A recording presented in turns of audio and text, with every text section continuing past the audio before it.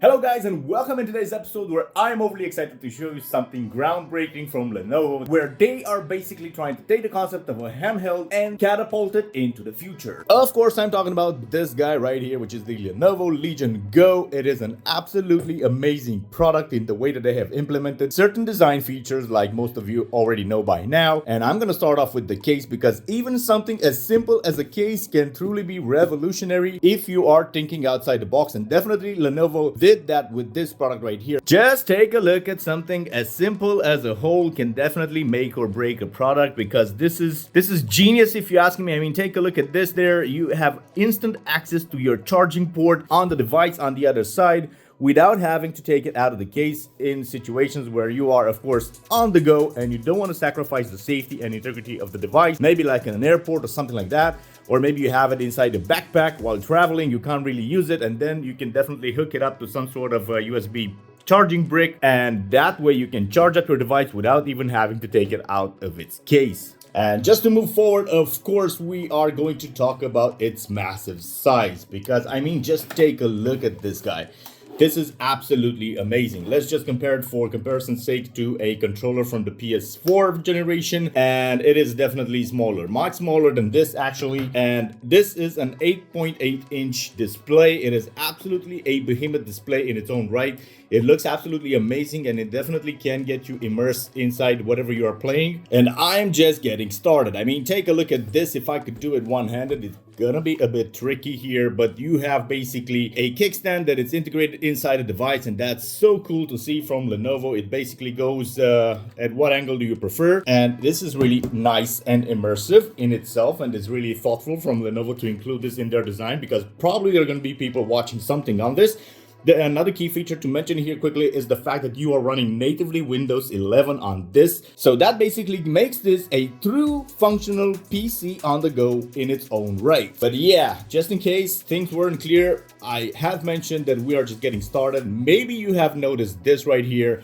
I'll get back to this guy in a second, because first, I think the jaw-dropping thing about this is basically the fact that you can remove these little joysticks here from the device, and that makes it absolutely amazing. So let's get to do that right now, and I'll show you how quick and easy and painless this is. I can remove these little joysticks from the side here, even one-handed, so that's how easy it is to basically snap on and off. All you have to do is press this little button and basically pull down on the joystick.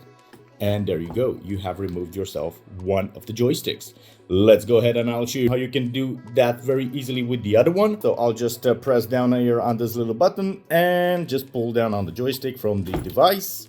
And there we go, we have removed the other one. Just that easy, right? So we are left with this 8.8-inch display right here that looks absolutely amazing. And this is basically our whole gaming console right here. And as for the rest of you guys who actually did notice that there's something else inside the carrying case here, this is a plastic doodad of sorts with some magnetic gizmos going on, because what they have thought about is trying to give you an experience, or I should say an enhanced experience, while using Windows without having the need or feel the need of using a mouse cursor. So that's why basically you can transform one of the joysticks into a mouse itself, and that's really nice to see for the navigation inside of Windows menus. And like with everything else, this comes with extreme easiness in mind. All you have to do is take your right hand side joystick and just plop it inside this plastic doodad here, like that, because it's magnetic and it's really cool. You still have to do something to complete the setup, and that's basically to flip this guy over, and right here you are greeted with an on-off switch, and we are going to just flip this to on, like so. And this is so cool and easy, because this makes your life so much easier inside of Windows right here. And I don't think this is just a party trick. You can definitely get used to using this mouse cursor right here, and the inputs on the joysticks itself, I think they're actually quite considerate for what you want to do. All right, so let's get this guy into one piece, because I want to show you how nice and neat is this device to be held in one hand, or I should say in two hands if you would rather prefer, and it doesn't really feel awkward, even though its shape might not feel as ergonomic. One thing to mention here, if you are thinking to basically join the two joysticks together, that's not gonna happen anytime soon. I don't really know the practical use for something like this, but definitely you can't do it if that's what we were thinking. The layout of the buttons here on the joystick side is actually quite nice. So you have here, first of all, you have of course your trigger buttons where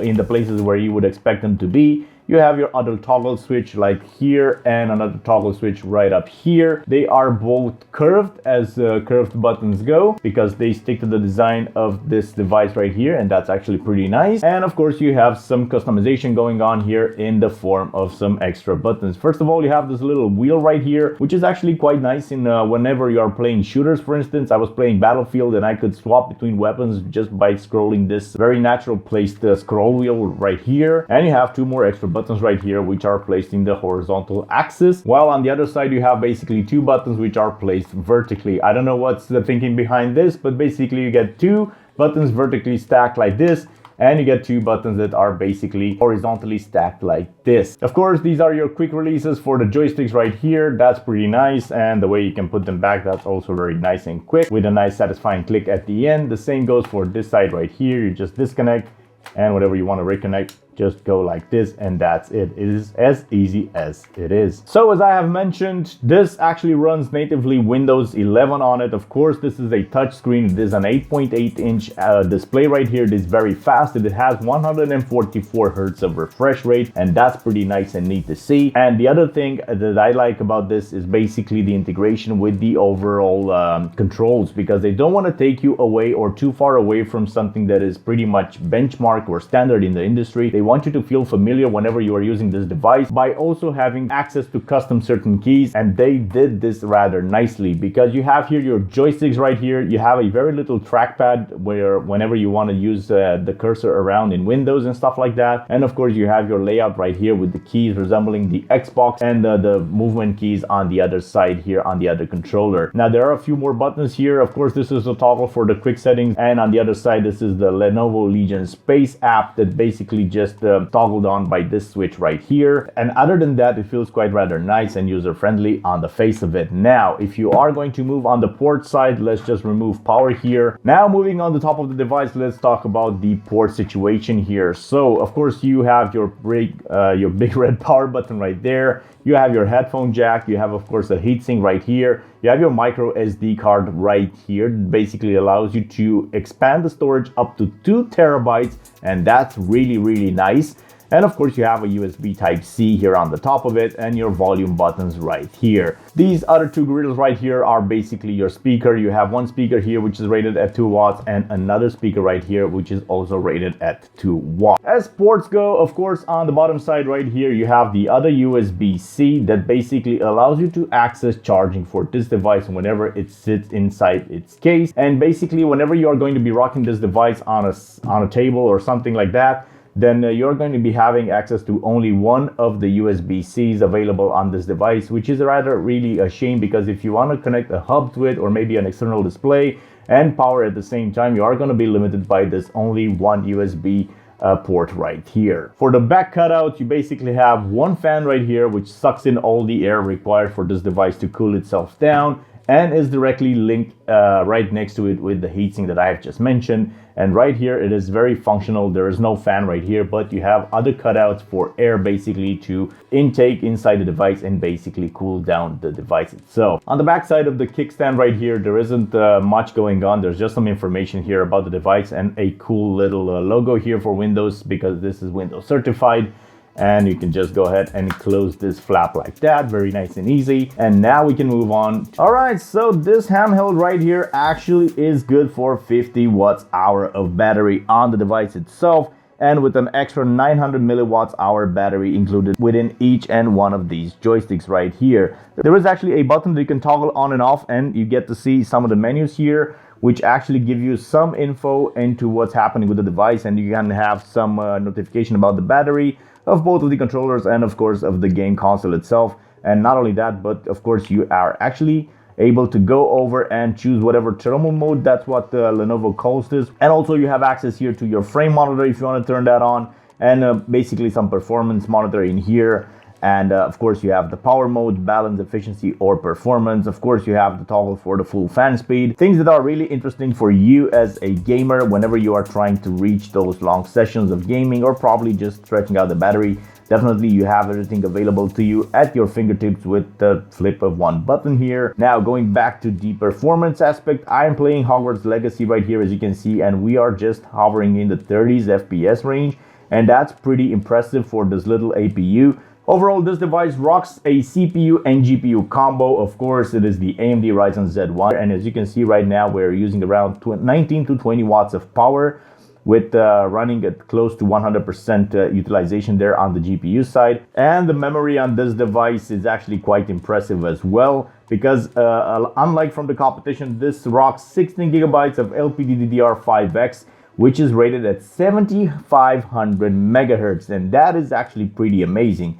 And as you can see right now with Hogwarts Legacy, for instance, we are running 12.5 with an additional, let's say, 3 gigabytes right here. So that is 15.5 gigabytes of RAM that we are using overall with this game. Because do keep in mind, this is LPDDR memory, so that's basically used for both the GPU and the CPU as a combo. So that's why the speed comes into effect, and it is actually very important because that gives you access to a lot of performance. And as you can see right now, running Hogwarts Legacy at the native resolution of the screen right here, which is 16 by 10, it's actually quite impressive that it's able to do that with medium settings, and I'm pretty happy with it. If you want to increase the performance while gaming on this handheld, or I should say this desk held right now, there is of course the simple trick of just plugging it in. So let's do that now and see what happens to our performance. So let's plug it in. And as you can see, we have jumped to around 34 watts now that is being drawn by the GPU, because it has the available resources now with it being plugged in, but we are still hovering at around 30 FPS. That's all it comes all to the rendering of the game and basically the game engine.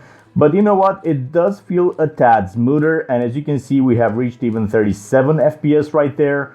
But of course, it depends on where you are in the world and what you are doing. But basically what you can expect is, of course, to increase the overall performance of this device whenever you are connected to power, because, well, like a laptop, it will do the same, because keep in mind that this is running natively Windows OS on it, and of course it will behave as such. So whenever it has access to power, then definitely it will let all the hardware accelerate to their proper potential, unlike whenever they are running on battery. Even though you're running on performance mode and stuff like that, it will limit some of the power draw of the battery. Alright guys, this has been my review about the Lenovo Legion Go. I think it is an absolutely stellar device to have right now. If you are into handhelds and you are thinking about what to buy right now, I definitely and honestly recommend this device right here. I'm not being covered or paid by Lenovo in any way, shape or form, but I definitely think that the way they are giving you access to the latest gen hardware right now, and with all the flexibility going on, it definitely keeps the door open for you whenever you're trying to use this device for maybe something other than just casual gaming on the go.